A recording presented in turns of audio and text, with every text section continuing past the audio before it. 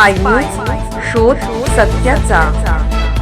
30 वर्षांनंतर दूषित पाण्याचा प्रश्न निकाली। एलके अकिवाटेमधील तो प्रकल्प कायमस्वरूपी बंद। अर्जुनवाडसह घालवाड, कुटवाड, चिंचवड आणि उदगाव येथील सुमारे 40,000 ग्रामस्थांच्या जीवनमरणाशी संबंधित असलेला एलके अकिवाटे औद्योगिक वसाहतीतील दूषित पाण्याचा प्रश्न अखेर मंगळवारी निकाली निघाला असून संबंधित दूषित पाणी प्रक्रिया प्रकल्प कायमस्वरूपी बंद करण्याचा निर्णय लेखी स्वरूपात घेण्यात आला। तब्बल 30 वर्ष प्रलंबित असलेल्या या प्रश्नामुळे 200हून अधिक नागरिकांचा कॅन्सरने मृत्यू झाला असून सध्या हजाराहून अधिक रुग्ण उपचार घेत आहेत।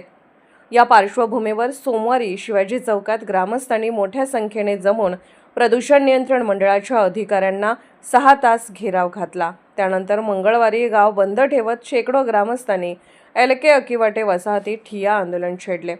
आंदोलनाची तीव्रता वाढल्यानंतर दूषित पाणी प्रकल्पाचा वीज पुरवठा खंडित करण्यात आला। तसेच जेसीबीच्या साहाय्याने दूषित पाण्याची पाईपलाईन उकरून टाकण्यात आली।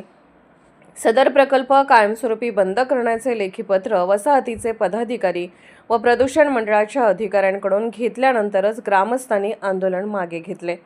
या आंदोलनात राकेश खोत, प्रकाश झांबरे, आंदोलन अंकुशचे प्रमुख धनाजीराव चोडमुंगे, संजय चौगले, दिग्विजय ढवळे, जिल्हा परिषद सदस्य अमोल चव्हाण, पंचायत समिती सदस्य सीमा म्हैसाळे जाधव, दत्त साखर कारखान्याचे संचालक विजय सूर्यवंशी, प्रमोद पाटील, विकास पाटील, नंदू पाटील, माजी सरपंच सौ भारती परेट, सौ नंदाताई खोत, संतोष पाटील, जितेंद्र चौगले, राहुल गायकवाड, विठ्ठल पाटील, दर्शन चौगले यांच्यासह विविध संस्थांचे पदाधिकारी व ग्रामस्थ मोठ्या संख्येने सहभागी झाले होते।